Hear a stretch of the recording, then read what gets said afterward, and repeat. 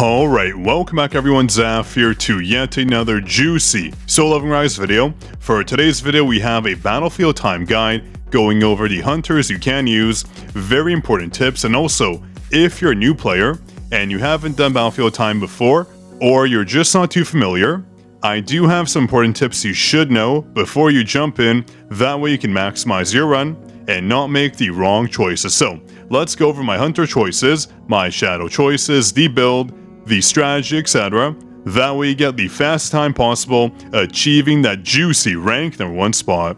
And just really quick, if this guide does help you out, make sure to subscribe. That way we hit the 100,000 subscriber mark together. It's a milestone we have to reach. So the first thing I do want to mention, it's so important, is what affects your damage in the battlefield time. And also, I do want to mention one tip with Min. A lot of whales and dolphins will potentially miss. That will result in significantly less damage. So, first of all, what I want to mention is for the battlefield time, if you're looking at a hunter, you don't have to worry about certain things. So, when it comes to your weapon level, that does not matter at all. However, your advancements do matter. So the higher the advancement, the more damage you'll deal, especially after the 85 mark. Every advancement after the 5th one gives you a 3% attack, defense, and HP bonus, which does matter for the battlefield time, very important. Your stats here do not matter, your power doesn't matter too. That's because your artifacts have no influence beyond the set effect right here. So as you can see, some of my artifacts do not have any enhancements because it just doesn't matter. The subsets as well do not matter, but I do always take a light bracelet just to feel a little bit safe. But anyways, it does not matter, trust me. It provides no benefit besides the set effect. Very important, you choose the right artifact sets. And also, when it comes to your skill levels, this directly influences how much damage your skills deal. So you do want specific skills leveled up if you can, such as Cha's basic attacks and ultimate.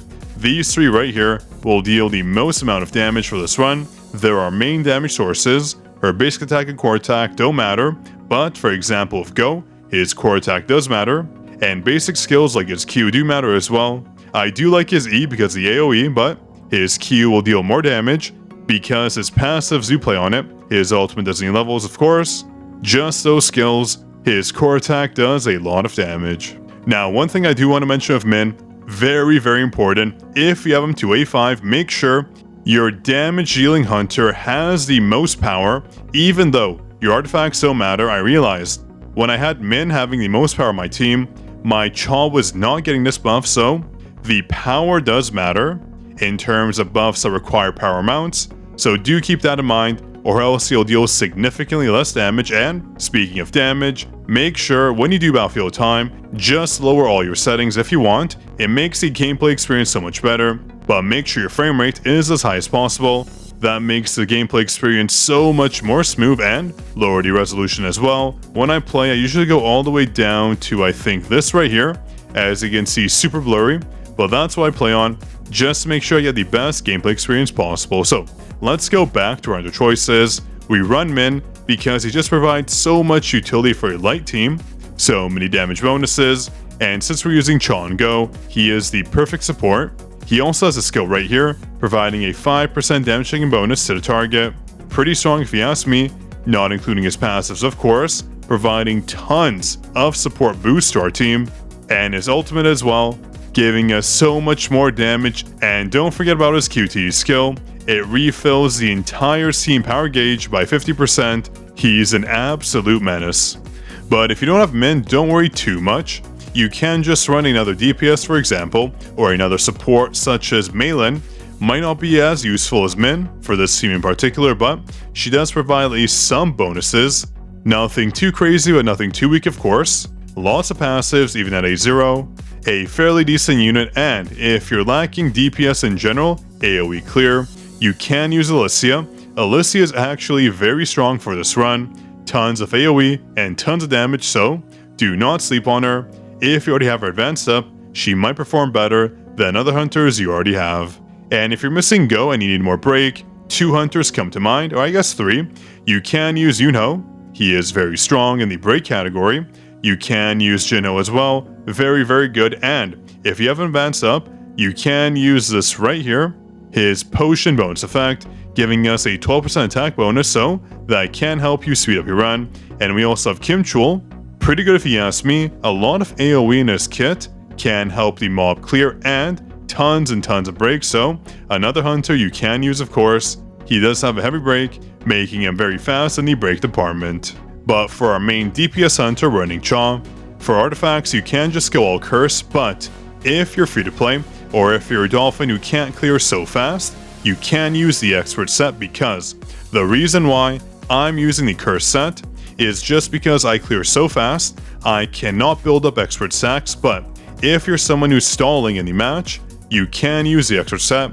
So 4 curse, 4 expert, and every time you land a crit and you have the force out effect, you are getting a 1.6% attack bonus that keeps stacking up, so a very strong set you can use. Though I'm just going with curse because I clear so fast, the bonuses don't really apply for me on the expert set.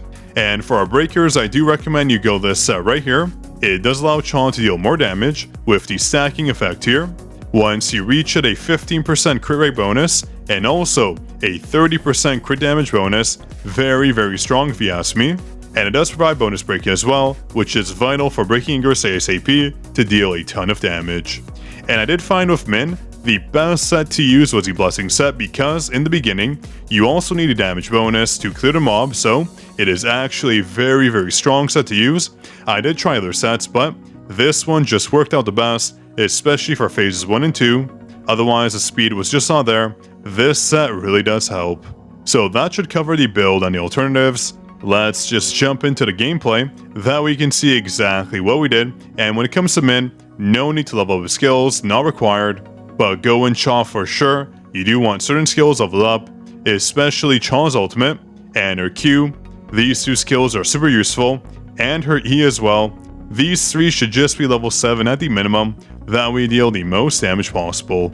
Alright, let's go for the run, but I'm going to put it at 0.5% speed because, as you can see, it's not the easiest to follow. I do want to explain what I'm doing, but let's just do a 1x speed run right here, just so you can see the base run, and I'll cover exactly what to do. That way you know the best tips possible. And when it comes to using Go on the last stage, I do recommend you do not ultimate. If you ultimate, it just stalls out too much time, where you can deal more damage with Cha for example, and then finish the run faster. You can break with Go without using your ultimate, very simple, so I'll show you the perfect combo for doing so. But as you can see, very simple run. We're just using Go, Min for support, swapping back Min in a second, getting his ultimate skill off, letting Cha deal a ton of damage, and of course, never forget your shadows, and here you go. Simple run, ultimate, and dead. So make sure, if you're paid to win, to follow exactly what I did, but if you're free to play, if you're a dolphin, you will have to do a lot of basic attacks, build up those stacks, deal more damage. You can't do this fast, but eventually you'll get there. So let's go over the step-by-step, that we know exactly what to do. It'll be at 0.5% speed because this is just too fast to follow. So let's go back, change our settings, speed 0.5%, and here we go. So first thing you want to do, as you can see we just spawned in, you want to use your first skill of Min, his E key. This provides a 5% damage bonus. You'll see the moment we use it, you want to swap to Cha. There are 2 methods to clear the first wave. You can use Go, you can use Cha. They will both completely clear the mobs, but I did prefer using Cha. It was a bit faster than using Go. It was more consistent throughout the first 2 phases, so make sure if your Cha is advanced up, just use her. If not, you can use Go, use your Q, then use your core attack, use your E, use your core attack, use your Q, then your core attack, because they do reset. But let's continue with Cha. You want to position yourself towards the middle after swapping and use her E. It should clear all the mobs if you have your skill advanced up. If not, this is where you start basic attacking. As you can see, it didn't for me. I basic attacked, very simple. Now here, you want to swap to Go. Never use your QTE skills, unless it's for Min later on, I'll show you. So now for Go, we're going to use his E, brings in all the mobs together just a bit more, and then we're going to dash to either side, doesn't really matter. We're going to use his Q after using his core attack to reset it. As you can see, core attack Q, core attack, tons of damage. Then we're going to swap into Cha. we're going to wait for the mobs to group up. As you can see, they try to stab you, pretty annoying, but they'll pop up right here. And you want to use your E, try to get all of them together. If not, the run will be a bit too slow. Then swap in with Go. You can do it earlier. I should have done it much earlier, but that's okay. Then start doing his moves here to deal some damage. Before you jump in with Cha, use the Dancer skill. Just jump around, try to hit all the mobs possible. And really quick for the Dancer, you can hold the skill down. It just automatically activates instead of just spamming the button. Much easier that way in my opinion, but once you beat all the mobs, you can either use your basic attacks to clear the next phase or use her E. Up to you, depends on your damage. In my case, I use my E. And you can see here, Min is actually up.